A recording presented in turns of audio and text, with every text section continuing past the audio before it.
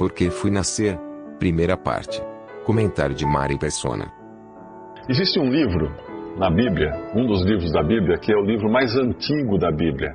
Ele existe antes de todos os livros, ele provavelmente tenha sido escrito por Moisés, mas ele é bem anterior a Moisés. É o livro mais antigo, ele é um livro escrito a respeito, né, não por um homem, por Jó, mas a respeito de Jó, um homem que viveu bem antes de Moisés, um homem que viveu antes da lei, um homem do qual nós sabemos muito pouco, a não ser o próprio livro. E por incrível que pareça, apesar de ser o livro mais antigo que está na Bíblia, ele traz revelações surpreendentes. Mesmo naquele tempo, eles tendo assim uma porção muito pequena da revelação de Deus, nós vemos muita sabedoria ali em Jó, e principalmente no último amigo dele, no quarto amigo que entra em cena depois, e vemos Deus tratando diretamente com um homem, numa época em que não havia a palavra escrita. Deus se manifestava eventualmente para falar diretamente com as pessoas. Hoje ele nos fala através da Bíblia, que é a sua palavra. Então nós vamos abrir nesse livro de Jó, no capítulo 1, e vamos entender um pouco o que aconteceu com esse homem. E basicamente, nesse livro, há 3 perguntas que são perguntas que afligem a humanidade, sempre afligiram a humanidade em todos os tempos.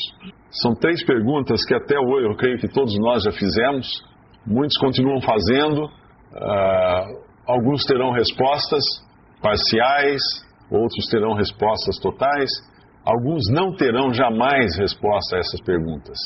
Vão passar a eternidade indagando. E eu gostaria que nós aprendêssemos a descobrir quais são as respostas para essas perguntas, porque eram perguntas que Jó queria saber as respostas. Jó era um homem que era um homem íntegro diante de Deus. Ele era tão íntegro que ele incomodava Satanás. E Satanás um dia se apresenta na presença de Deus no céu, ao contrário do que muitos pensam, que Satanás está no inferno, com um garfo na mão, cutucando as pessoas. Isso aí é só no gibi do Cebolinha, que está assim. Na Bíblia fala que Satanás está no céu. E eventualmente ele passeia pela terra, muito eventualmente, mas o lugar dele é nas regiões celestiais. Isso fala no capítulo 1 do livro de Jó, versículo 6. E vindo um dia em que os filhos de Deus, esses filhos de Deus são todos os anjos que permaneceram fiéis a Deus e os anjos que também se desviaram de Deus. Um dia em que os filhos de Deus vieram apresentar-se perante o Senhor, veio também Satanás entre eles. Então o Senhor disse a Satanás: de onde vens? E Satanás respondeu ao Senhor e disse: de rodear a terra e passear por ela. E disse o Senhor a Satanás: observaste tu a meu servo Jó? Porque ninguém há na terra semelhante a ele, homem sincero e reto, temente a Deus e desviando-se do mal. Então respondeu Satanás ao Senhor e disse: porventura teme Jó a Deus debalde? Porventura não o cercaste tudo de bens a ele, a sua casa e a tudo quanto tem? A obra de suas mãos abençoaste, o seu gado está aumentado na terra. Mas estende a tua mão, toca-lhe em tudo quanto tem, e verás se não blasfema de ti na tua face. E disse o Senhor a Satanás: eis que tudo quanto tem está na tua mão, somente contra ele não estendas a tua mão. E Satanás saiu da presença do Senhor. Com essa autorização de Deus, que Deus deu, obviamente, sabendo que seria para a bênção de Jó, apesar de no momento Jó não saber disso, Satanás sai e Satanás começa a destruir tudo que Jó tinha e tudo que era mais querido a Jó. Os seus rebanhos são destruídos, os seus filhos são mortos, seus 10 filhos, eram 7 filhos e 3 filhas, são mortos, até que Jó fica sem nada. E no capítulo 1, versículo 20, quando ele recebe a notícia de tudo que perdeu, inclusive os filhos, então Jó se levantou, rasgou o seu manto, rapou a cabeça e se lançou em terra e adorou. E disse: nu saí do ventre de minha mãe e nu tornarei para lá. O Senhor o deu e o Senhor o tomou. Bendito seja o nome do Senhor. Em tudo isto Jó não pecou nem atribuiu a Deus falta alguma. Ele se sujeitou a Deus, mesmo sem entender. Mas aí Satanás volta a conversar com Deus nos céus, e E mais uma vez Deus permite que Satanás traga aflição sobre Jó, mas contanto que preserve a vida dele. Então Satanás agora vai tocar no corpo de Jó. E ele vai adoecer gravemente, ele vai sofrer muito. E vai chegar um ponto em que ele está tão desesperado que ele fica sentado com um taco de telha, raspando as feridas do seu corpo, todas infeccionadas, e ele desesperado, naquele desespero. E a mulher chega para ele, no versículo 9 do capítulo 2, ele diz assim: então sua mulher lhe disse: ainda retens a tua sinceridade? Amaldiçoa a Deus e morre. Mas ele lhe disse: como fala qualquer doida, assim falas tu. Receberemos o bem de Deus e não receberíamos o mal? Em tudo isto, não pecou Jó com seus lábios. Nessa segunda etapa do sofrimento de Jó, não diz que ele nem atribuiu a Deus falta alguma. Na primeira vez fala: tudo isso Jó não pecou, nem atribuiu a Deus falta alguma. Nessa segunda vez ele não fala: em tudo isso não pecou Jó com seus lábios. Mas ele não fala que não atribuiu a Deus falta alguma, porque agora ele está sim questionando. E ele vai fazer essas perguntas, que são as perguntas que basicamente nós temos. A primeira é: por que eu nasci? Será que alguém aqui já fez essa pergunta? Por que eu nasci? Eu já fiz, eu acho que alguns aqui já fizeram. Por que eu nasci? Por que eu estou aqui? Por que eu fui nascer? A segunda: como ser justo aos olhos de Deus? Nós tentamos, não? Eu acho que todo mundo aqui já tentou deixar de pecar, já tentou deixar de fazer besteira, já tentou melhorar de vida, já tentou andar corretamente, não perder a paciência, não brigar, não xingar, não fazer um monte de coisa, não ter maus pensamentos. Conseguiu?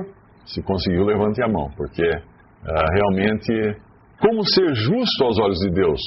E justo aos olhos de Deus é o seguinte: o padrão é Ele, o padrão é Ele, o padrão é Deus. Como ser justo como Deus é justo? Como ser santo como Deus é santo? Então essa seria a segunda pergunta: como ser justo aos olhos de Deus.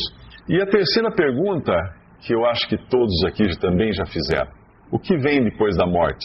O que vem depois da morte? Essa é uma questão que a humanidade, desde que existe, fica dando voltas em torno disso, tentando encontrar uma resposta. O que vem depois da morte?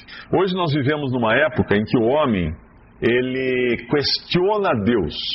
Hoje um ateu colocou um comentário num vídeo, na verdade não é um vídeo, é um áudio. Eu gravo essas pregações e depois eu coloco no YouTube só com uma foto de alguma paisagem, alguma coisa, um título, e as pessoas escutam pelo YouTube, que eu descobri que é mais, o volume de pessoas que escutam no YouTube é maior do que a de pessoas que fariam download do áudio para depois colocar num celular, alguma coisa para ouvir.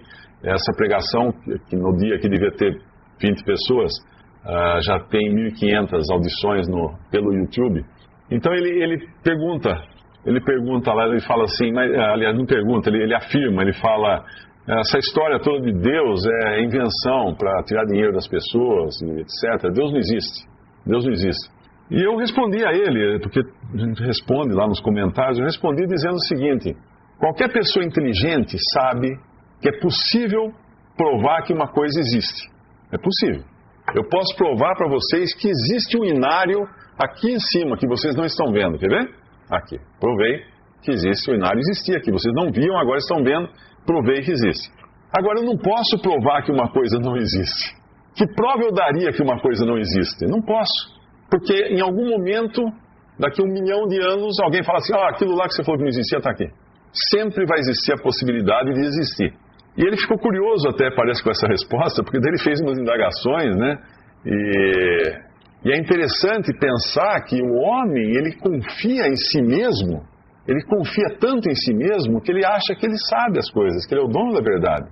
Eu coloquei um pensamento no Facebook essa semana, porque eu vi um vídeo muito interessante, onde um pregador americano, ele entrevista algumas pessoas numa universidade, são mestres, doutores, e ele faz perguntas a respeito da evolução. Ele fala: você tem uma prova da evolução? E ninguém tem prova da evolução. Não, mas existem evidências, não, mas é uma prova. É uma prova de que o macaco virou homem, ou de que a minhoca virou passarinho. Tem alguma prova? Não, mas é que ninguém tinha prova para apresentar. E a questão da evolução é interessante, porque a grande falácia da evolução que o homem se acha tão sábio, né, defendendo essa ideia, chama-se teoria, porque se fosse um fato, não chamaria teoria. A grande falácia está no seguinte: se a evolução realmente existe, esse cérebro que deduziu que a evolução é um fato, ou é real, como confiar nele se ele está, supostamente, em processo de evolução? Como confiar num cérebro que daqui a 1 bilhão de anos, segundo os evolucionistas, nós iríamos olhar para trás e falar assim, era um macaco. Para o homem daqui a 1 bilhão de anos, ele olhar para nós hoje, ele olharia para nós como nós olhamos para o macaco, lá atrás, segundo a teoria da evolução. Será que hoje eu aceitaria as deduções ou as conclusões de um macaco a respeito da criação das coisas? Eu dizia, não, imagina, absurdo, eu vou acreditar no macaco. O macaco concluiu lá que tal coisa é assim, uma coisa do macaco, ele está evolutivamente falando, ele está lá atrás, eu não posso confiar nele. É só que, falando nos mesmos termos de evolução, o homem que supostamente estará evoluído daqui a 1 bilhão de anos, ele vai olhar para nós hoje e falar assim, não, como é que vai confiar numa conclusão de um cara que estava com um cérebro tão pouco evoluído quanto aqueles do século XXI? Então o homem, ele se tem por sábio, e quando ele se tem por sábio, ele quer julgar Deus.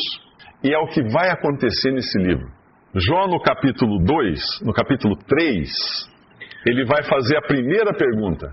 Por que não morri eu desde a madre e em saindo do ventre? Versículo 11, capítulo 3, versículo 11 de Jó. Por que não morri eu desde a madre e em saindo do ventre não expirei? Por que me receberam os joelhos e por que os peitos para que mamasse? Porque já agora jazeria, repousaria, dormiria, e então haveria repouso para mim. Com os reis e conselheiros da terra que para si edificavam casas nos lugares assolados, ou com os príncipes que tinham ouro, que enchiam suas casas de prata, ou como aborto oculto, não existiria, como as crianças que nunca viram a luz.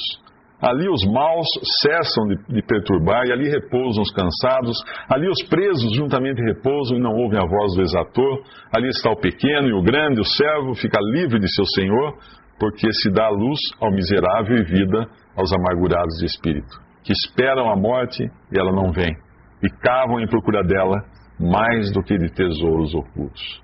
Eu me lembro meu cunhado falando uma vez de um tio dele, que estava muito enfermo, com câncer, durante muitos anos, e ele falava para ele assim, como é difícil morrer.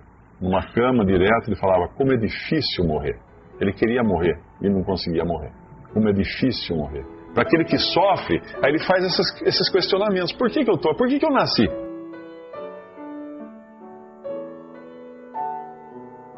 Visite Respondi.com.br. Visite também 3minutos.net.